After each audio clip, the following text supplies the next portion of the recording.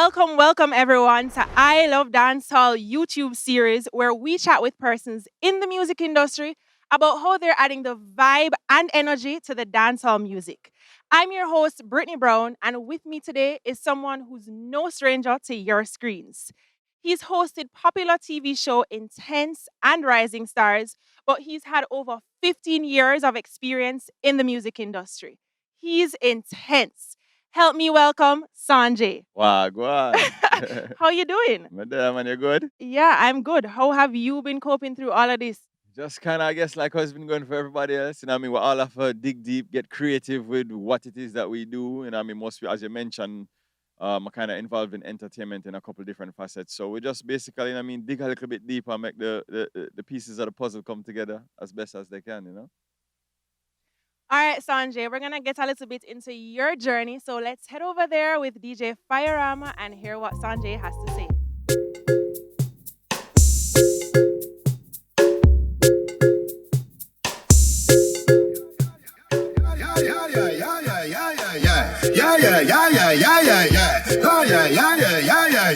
Ha ha ha ha ho ho ho. Hop a rubber band, cup a stop then.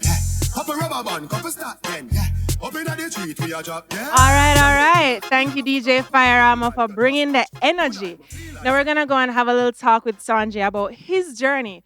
But before we go into where you are now, we want to backtrack a little to find out who was Sanjay before music and TV. I don't even know if I could answer before music. I feel like as long as I've known myself, I've always been doing music on some level. I mean, I wrote my first song when I was like 8 years old, and music has always kind of been a part of me in other way there. School was the thing, you know what I mean, before that. School was definitely the thing. Without the school, I actually got the opportunity to record my very first song while still in high school. It was with Catcore of Third World at the time. We had a song called Uptown Rebel. And it was made possible because Shia Core, his son, was actually my brethren, and we went to school together. And my father didn't know Seven was a DJ from them time. The same here, man. It's like, yo, I do a solo album, I want to bring in at the studio, and we end up doing 2 tracks after the album. So that was my first professional experience with music. And then even him did tell me, say, yo, so you're bad, and I mean the feedback is really good, but finish up school, and then when you're ready, when the time is right, and I mean, then you can really start focus on the music and take it seriously. So that's exactly what I did. I mean, I did go had the opportunity to go FIU in Miami, so I did that, got my degree, come back, and then after that it was just straight music, and then eventually TV. Yeah. So you mentioned you started out at 8. Clearly there was some influence from a very tender age, you really admired music. Who would you say would have influenced your passion for music?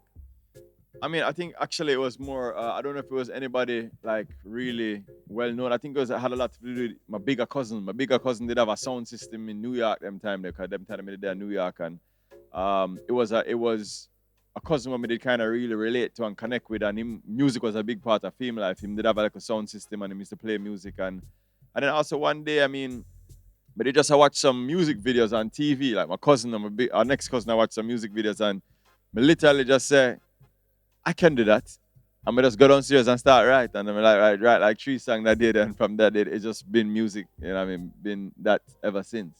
It's just something in me just made me know that I could do that. Like, I was watching these people on TV singing and perform dance or in the music videos, and I just knew I could do that. And listening to your music, you don't have one particular sound. I've heard Man of "Slipping My Word. Away," "Man of Yeah. My Word," and your recent single. And I noticed that you always try to change it up a bit. So, what would you say is that key element in your music for persons to know that this is Sanjay? I mean, like I said, I think the voice is pretty identifiable, but for me, I've always been big on just creativity.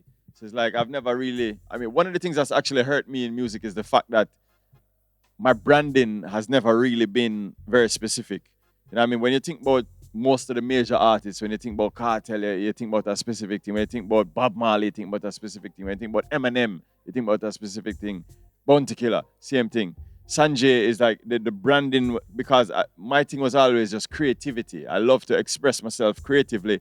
So you might hear a hardcore dancehall song, and then you come hear a Man of My Word, or a slow reggae song, and so I have kind of helped to confuse my own brand in that way. You know what I mean? And so with me, it's just I've always just loved to express myself creatively, and I've never limited myself in the expression of my creativity. So some people might say, "Well, good uptown youth like you, I do I sing the song they are them type of-" and it's just sometimes it's just the energy, it's just the vibe, it's just the expression. Sometimes instead of being violent or acting violent or being aggressive, sometimes you can just sing a violent song, and it's very cathartic to you. You know what I mean? And it's a release. You know what I mean? So yeah, it's just different modes of expression. But ultimately, to answer your question, I'd basically say the voice, maybe. Mhm.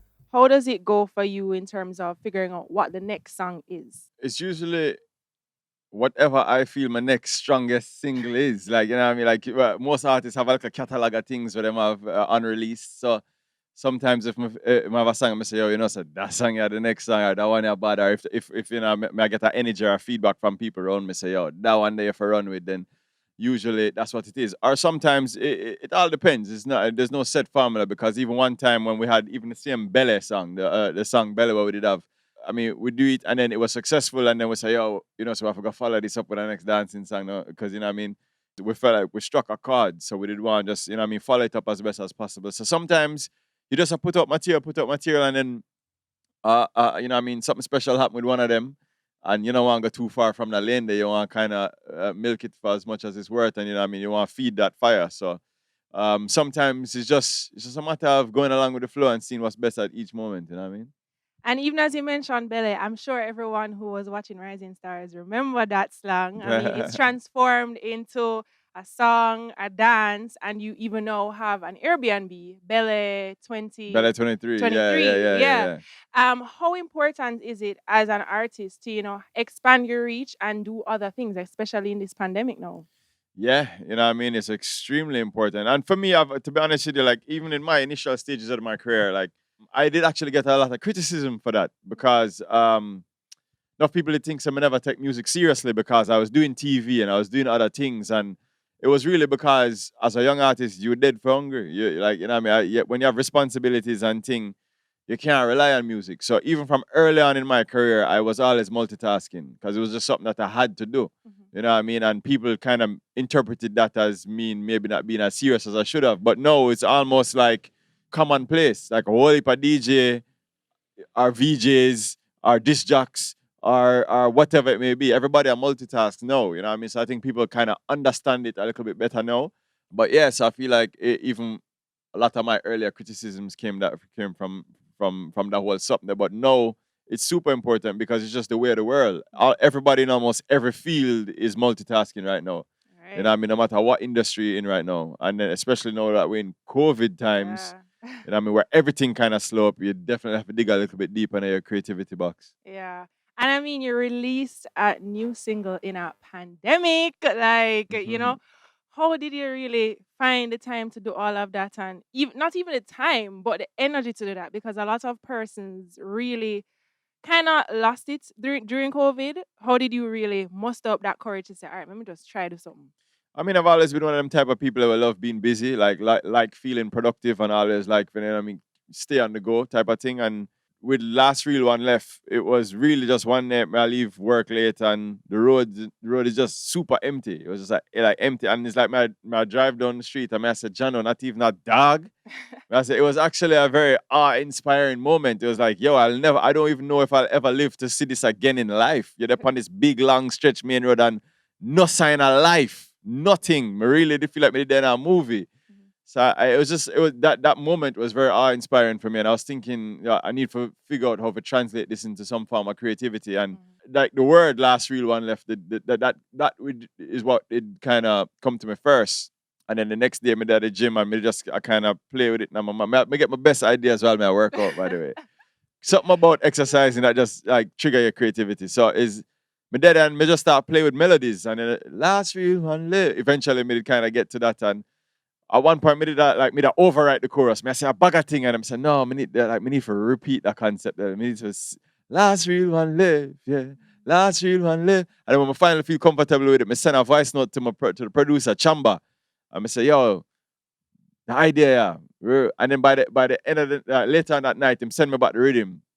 And the rhythm did sound kind of fast to me. So I said, brother, Sorry, maybe me just tired. When we talked in the morning, and then in the morning I wake up, listen to it, and I was like, all right, this can't work. I'm gonna just write the rest of the song to it. And then it just kind of happened from there. So the whole project is the quickest me ever tie up a project in my life, actually. I don't know if Corona did make it like give me a little bit extra time or but we really like by the next day the same me write the song, by the evening me record it, by the next day we call a background vocal, she come through, do that. By the end of the week we just shot the video.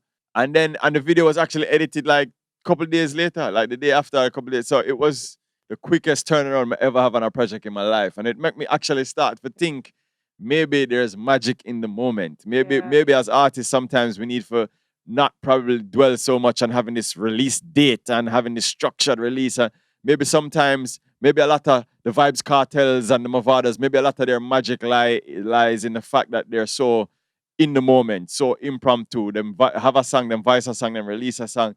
You know what I mean? So that was almost like an epiphany for me. Maybe we need to do more projects like that. You know what I mean? Capitalizing on the magic in the moment. And since we're talking so much about your newest single, Last One Left, let's all just take a look.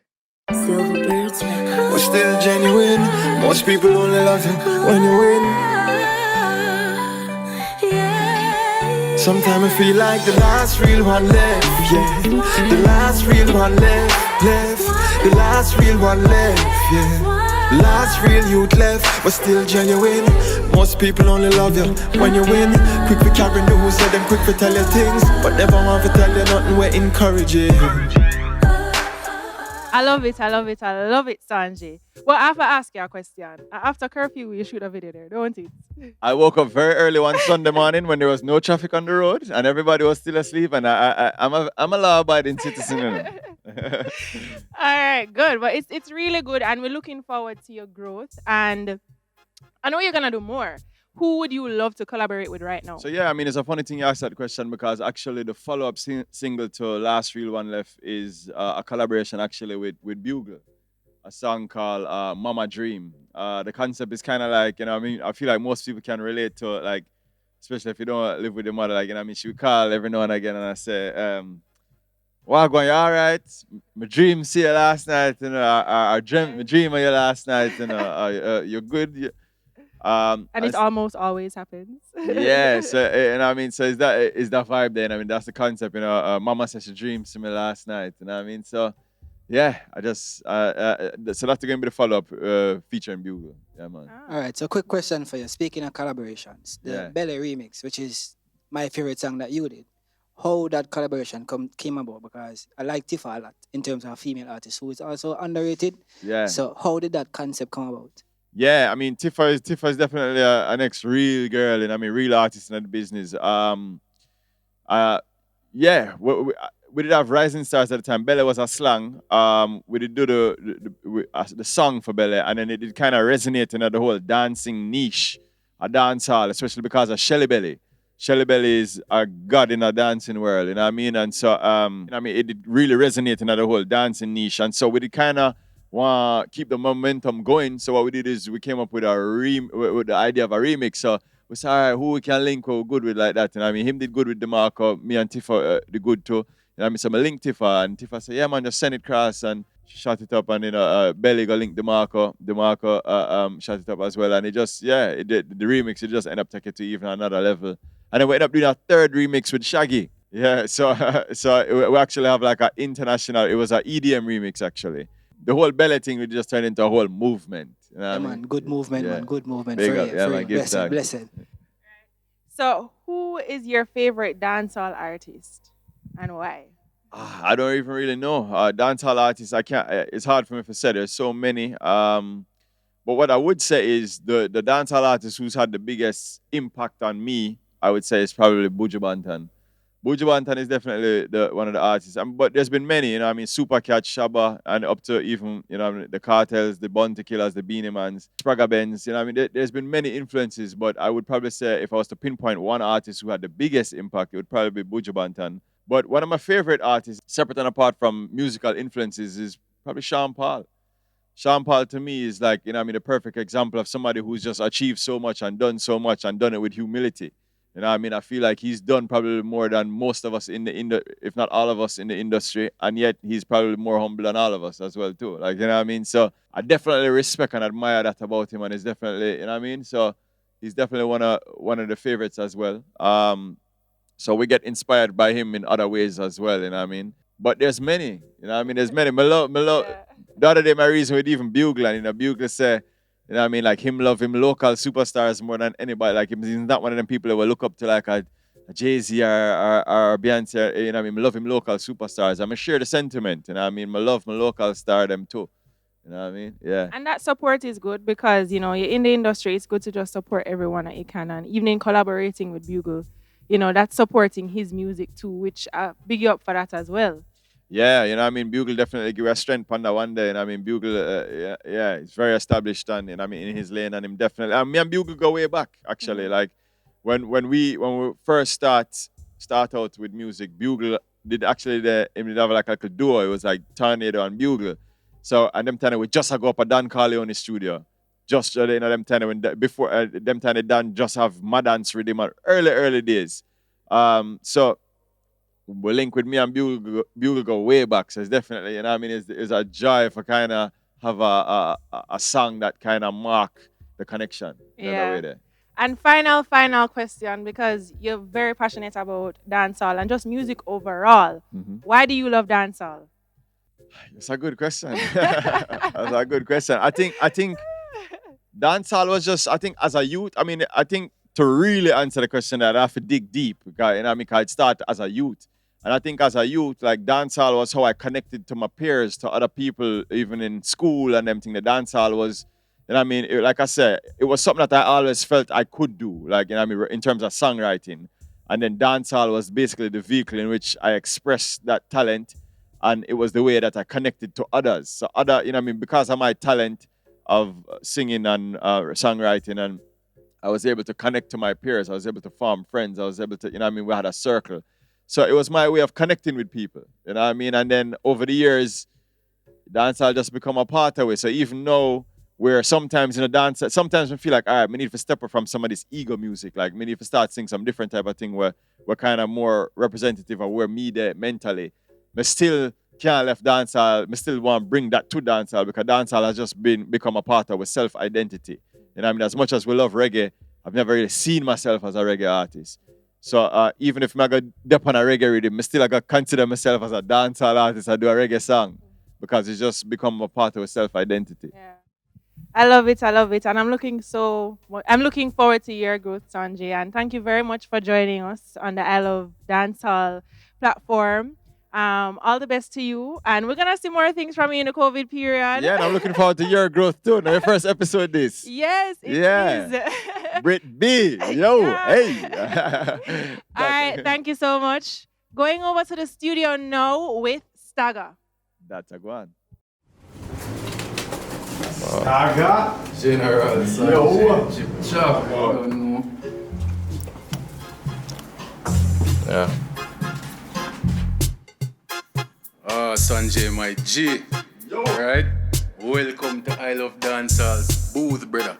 This is where you're going to show it how much you love dancehall. You're going to rip for dancehall, right? Yes, sir. Yeah. Go through. Aye. You know why we love dancehall? I started a very familiar way. Started that way, yeah. I started the realest way too. Yeah, Stagger, I love dancehall. You want to go on now? Them fi know we are the last real one left, yeah. The last real one left. The last real one left, dog. We are the last real youth left. We're still genuine. Most people only love you when you win. Quick to carry news, yeah, them quick to tell you things. Never want to tell you nothing we're encouraging. Think of that, hey. People don't respect people, them respect popular. Start elevate your own friends, you them not happy for. Reach neck to neck with them turn Dracula. Far right films tell them act better. Turn a legend, everybody want be A-team. Just for being at the C-class pon D scene and be seen. Spend the green, but when the green turn red, them missing. Nowadays everybody a artist now. Enough of them need figure ask some artists how. Respect the craft if you want it stuck with you. Stop support the fuckery too. Feel like the last real one left. The last real one left. You know why the last real one left though? You know why them give it that? Cause I am a man of my word. I promise you that this much is true, girl. A man of my word. So what I say is what I'm gonna do, yeah. Cause I'm a man of my word. Said I'd always be right here for you. And I'm a man of my word. Forever is the promise, and I hope you find solace in seeing the way I live my life. Always try to be the kind of man she can recline upon through our problems and our strife. Cause I know that one day I'm gonna need the same. I won't run away, girl, I will share your pain. Though some say anything in life can change, I know one thing will stay the same. Think of that though, you see like how up on the girl them topic now. You know what they want me know, you know what them know. Hey, you girl, hey. Like that bungs, yeah. You are going now. Baby. See it now? The figure great, shape like the figure 8. Your body me want invigorate and not intimidate. But me asking for the data, no sin for we mate and get intimate. Blaze of fire, incinerate and not sin for we mate.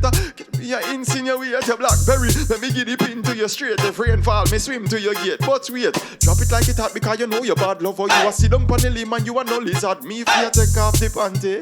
Know the gully got the way how she a whine it. Me go fi mad. Me no want you leave ya. Me want you jiggle wiggle the miggle like Caesar. Me twiddle and fiddle the riddle till it get easier. Sibble dribble the dibble, she's a pleaser. Give me a feel like FIFA. Think of that, hey. And then you see when we start get trouble now. You know what I want? Gimme, where she fi gimme, back at the bimmy. And vex when she realize the car on a me. You see me, Kelly belly get swelly, so she come tell me about her my youth. When me did a van about 5 boots. Susie choose me fi use me in the jacuzzi. Go fi Jonah when she ask me if I want fi eat sushi or who she. Kimberly no want give me the jubilee. I must see true she hear that something taller than mini me. Who much of them? But none of that yet. You are going now. Remember, we style them Bele, think you're bad, just Sefe, kick out, Pele, when me say we bele, step out well, bele, when me the girl de give them stone love, I never where they, come ya bebe, one steady for me, when your mark said go slow, ready, Freddy, you drop the catch and never that ever hot like a pepper pot, fire, that fi do can no let that shot, Bele, did ever chat, next to top like next to top, girl I use her brain, I wish she name, I must see head of that. Hey. What we are weird for, eh? Question. What we are weird for? Me ready now, no later. You want a waitress, and me and a waiter. What we are weird for? Hot like baker, in my pants to be the skyscraper. Tell tomorrow, no promise to no one. If you don't see me tomorrow, you're good at giving something to another man. Give me no instead of be a plan. Suppose as you walk, you get clapped down by a minivan. Me no mean to seem negative, but me guarantee this something work better than sedative. So make me show you where me live, car we not have to wait for Christmas time to give. We are weird for. And then you are going now. You see why people know we are really out? How we stand for something too. I don't know, weak friends thing, one of the pushover thing. Hey, you see we? No boy can't take when me forget me intellect is intricate and plus the intratech we interject in a sec in my fret cold like winter get them a fall like sprinter sweat and pan the mic them a say in connect quicker than internet trigger pan the zigga set what's a loud and nigga deaf hit me up and liver left one to the heart a bigger threat when me say you get smoke no butts like cigarette. Verbal artillery, have them sick of me, still a pre-lyrically if you figure me. On the track, me run laps to my pose like figure. Hot like fricassee, no trickery. When liquor speak, just pick a beat. Make me slow it down little. And the punchline that, no, so the line they tickle. Every mickle make a muckle, but you still not have a nickel. Cause your song couldn't sell if it's sickle.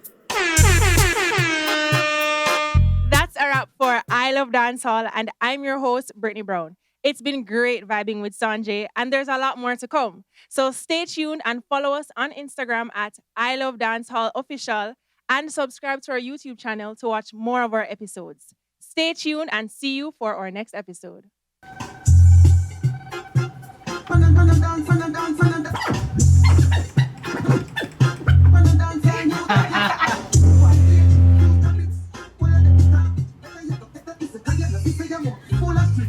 $100 million, closing city.